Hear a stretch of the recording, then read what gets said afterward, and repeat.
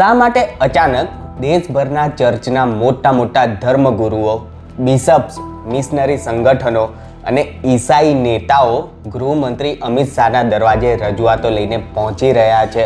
શા માટે અમેરિકાથી લઈને યુરોપની સંસ્થાઓ ભારતમાં બદલાયેલા એક કાયદા સામે આંતરરાષ્ટ્રીય સ્તરે નિવેદનબાજી કરી રહી છે?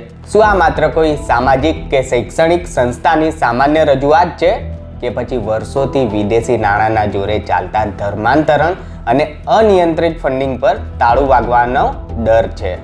આજે આપણી આ ખાસ સિરીઝ ધ FCRA ફાઇલ્સના પ્રથમ ભાગમાં આપણે માત્ર ખ્રિસ્તી મિશનરીઓ અને તેના NGOsને મળતા વિદેશી ફંડિંગના અસલી ખેલનો પર્દાફાશ કરવો છે. ઓફ ઇન્ડિયાના પોતાના એક્સક્લુઝિવ ગ્રાઉન્ડ રિપોર્ટથી લઈને પંજાબ અને ઝારખંડ સુધી વિદેશી ડોલરના જોરે ખેલાતી કન્વર્ઝનની રમત જુઓ. કોઈ અફવા કે અટકળ નહીં, પરંતુ સરકારી ચોપડા, સુપ્રીમ કોર્ટના ચુકાદા અને ગૃહ મંત્રાલયના વેરીફાઈડ તથ્યો સાથે જુઓ કે FCRA કાયદો કડક થતાં જ આ મિશનરી ઇકોસિસ્ટમ કેમ થરથર કાંપી રહી છે.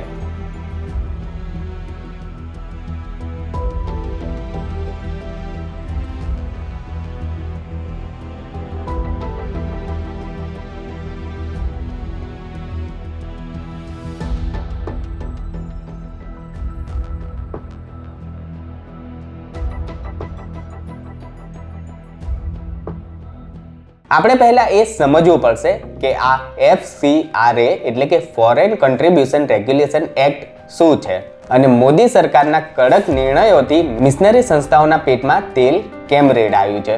ગૃહ મંત્રાલયના વેરીફાઈડ આંકડા મુજબ દર વર્ષે ભારતમાં કરોડો રૂપિયાનું વિદેશી ફંડિંગ આવતું હતું, પરંતુ આ ફંડિંગ ક્યાં અને કયા હેતુથી વપરાતું તે અંગે પારદર્શિતાનો મોટો અભાવ હતો. કેન્દ્ર સરકારે કાયદાકીય સુધારાઓ દ્વારા 3 શરતો અત્યંત કડક બનાવી.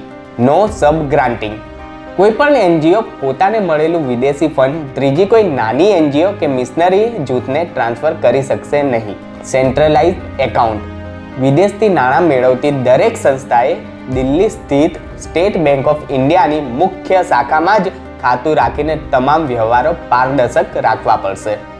એડમિનિસ્ટ્રેટિવ કેપ, પ્રશાસનિક ખર્ચની મર્યાદા 50%થી ઘટાડીને 20% કરી દેવાય, જેથી સેવાના નામે પોતાના પર્સનલ એજન્ડા કે ધર્માંતરણ નેટવર્ક પાછળ પૈસા ન વેડફાય.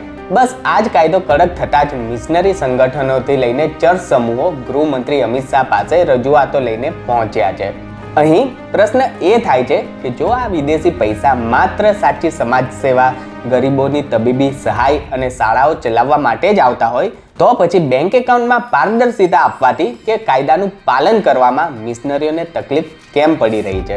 હવે વાત કરીએ આપણા પોતાના ગુજરાતની. વિદેશી ફંડિંગ અને ચંગાઈ સભાની આડમાં ધર્માંતરણનો ખેલ કેવો ચાલે છે તેનો મોટો પર્દાફાશ ખુદ ઓફ ઇન્ડિયાએ પોતાના એક્સક્લુઝિવ ગ્રાઉન્ડ રિપોર્ટમાં કર્યો હતો.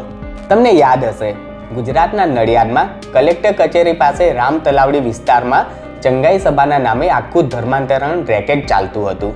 ઓફ ઇન્ડિયાની ટીમ જ્યારે ગ્રાઉન્ડ ઝીરો પર પહોંચી ત્યારે સામે આવ્યું કે પાસ્ટર સ્ટીવન મેકવાન અને સ્મિતુલ મહિડા જેવા લોકો દાહોદ, ગોધરા, MP અને UPથી ભોળા આદિવાસીઓ અને દલિત પરિવારોને નડિયાદ લાવતા હતા. ત્યાં નાની બાળકીઓ અને મહિલાઓને પ્રભુ ઈસુનો ચમત્કાર થશે અને બીમારી મટી જશે એમ કહીને ધૂણાવવામાં આવતી હતી અને પછી તેમને ઈસાઈ બનાવવામાં આવતી હતી. પોલીસ તપાસમાં ખુલાસો થયો કે મુખ્ય આરોપી સ્ટીવન મેકવાનના ખાતામાં વિદેશથી 1.33 લાખથી પણ વધુ રૂપિયાનું ફંડિંગ આવ્યું હતું. એટલે વિદેશી નાણાંના જોરે ગુજરાતના શાંત વિસ્તારોમાં ગરીબોની લાચારીનો ફાયદો ઉઠાવીને કન્વર્ઝન રેકેટ ચલાવાતું હતું. હિન્દુ સંગઠનોની જાગૃતિ અને નડિયાદ પોલીસ પ્રશાસનની ત્વરિત કાર્યવાહીના કારણે આ આરોપીઓ જેલના સળિયા પાછળ પહોંચ્યા. પરંતુ આ કેસ સાબિત કરે છે કે વિદેશી ફંડિંગ કેવી રીતે ગ્રાઉન્ડ લેવલ ઉપર કન્વર્ઝન માટે વપરાય છે. અને જો તમને એમ લાગે કે આ માત્ર ગુજરાતનો જ એક કેસ છે તો એક આંતરરાષ્ટ્રીય ઉદાહરણ પણ સમજવું જરૂરી છે.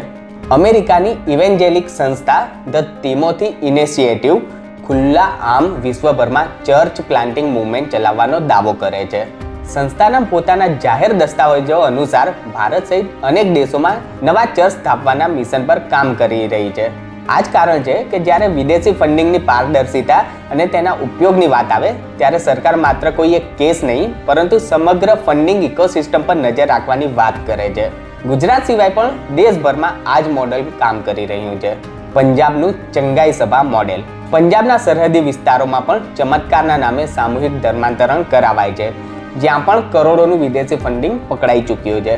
ઝારખંડ અને છત્તીસગઢ શાળાઓ અને બાળ સંભાળ કેન્દ્રોના નામે વિદેશી ગ્રાન્ટ લાવીને ધર્માંતરણ કરાવવાના ખુલાસા બાદ વર્લ્ડ વિઝન જેવી સંસ્થાઓ સામે ગૃહ મંત્રાલયે કાર્યવાહી કરી છે.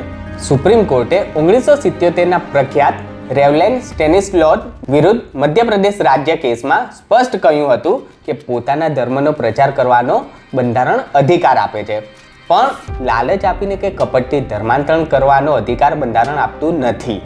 જ્યારે કેન્દ્રની મોદી સરકારે નડિયાદ જેવા કૌભાંડોના મૂળમાં પહોંચીને વિદેશી નાણાંની ગેરકાયદેસર હેરફેર પર કાયદાકીય સિકંજો કસ્યો ત્યારે આંતરરાષ્ટ્રીય સ્તરે ભારત પર દબાણ બનાવવાનું શરૂ થયું.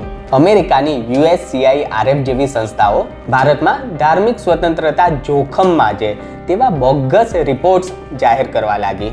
વિદેશી મીડિયામાં ભારત સરકારને અલ્પસંખ્યક વિરોધી બતાવવા માટે પ્રોપેગેન્ડા ચાલુ કરવામાં આવ્યો. પણ સવાલ એ છે કે શું કોઈ પણ સાર્વભૌમ દેશ પોતાના જમીની કાયદાઓ અને રાષ્ટ્રીય સુરક્ષા સાથે સમજૂતી કરી શકે? ગૃહમંત્રી અમિત શાહ અને સરકારે સ્પષ્ટ સંદેશ આપી દીધો છે કે કાયદો દેશના દરેક નાગરિક અને દરેક સંસ્થા માટે સમાન છે, પછી તે હિન્દુ હોય, ખ્રિસ્તી હોય કે અન્ય કોઈ. કાયદાનું પાલન કરનાર કોઈ પણ સાચી સેવાભાવી સંસ્થાએ ડરવાની જરૂર નથી. પરંતુ જો વિદેશી નાણાંનો ઉપયોગ દેશના કાયદા તોડીને કે ધર્માંતરણ માટે થશે તો ભારતીય કાયદો પોતાનું કામ કરશે જ. યાદ રાખો, ભારત એ ભૂમિ છે જ્યાં દરેક ધર્મનું સન્માન થાય છે. સમાજ સેવા અને ધર્માંતરણ વચ્ચેની રેખા ખૂબ પાતળી હોય છે, પરંતુ જ્યારે એ રેખા વિદેશી ડોલરના જોરે ઓળંગવાનો પ્રયાસ થાય ત્યારે તે માત્ર ધાર્મિક મુદ્દો રહેતો નથી, પણ ભારતની આંતરિક સુરક્ષા અને સાર્વભૌમત્વ પર પ્રશ્ન બની જાય છે. FCRA કાયદાની આ કડકાઈ એ સાબિત કરે છે કે ભારત સરકાર દેશના આંતરિક તાણાવાણાને વિદેશી પૈસાથી પ્રભાવિત કરવાના પ્રયાસો સામે મજબૂતીથી ઊભી છે. પરંતુ આ વિષય માત્ર ઈસાઈ મિશનરીઓ સુધી સીમિત નથી. આપણી આ ખાસ સિરીઝના આગામી ભાગમાં આપણે જોઈશું કે કેવી રીતે વિદેશી ફંડિંગનો ખેલ માત્ર ધર્માંતરણ પૂરતો મર્યાદિત નથી, પરંતુ કેટલાક લેફ્ટ ઇસ્લામિસ્ટ ઇકોસિસ્ટમ, NGO નેટવર્ક અને અર્બન નક્સલ સંગઠનો સુધી પણ પહોંચે છે. અનહદ અને CPR જેવા કેસોના દસ્તાવેજો સાથે સમજવાનો પ્રયાસ કરીશું કે FCRA ભારત માટે આટલો મહત્વનો કાયદો કેમ બની ગયો છે. તમારું શું માનવું છે? શું વિદેશી ફંડિંગથી ચાલતા ધર્માંતરણ પર સંપૂર્ણ પ્રતિબંધ મૂકી દેવો જોઈએ? કોમેન્ટમાં જરૂર જણાવો. જય હિન્દ.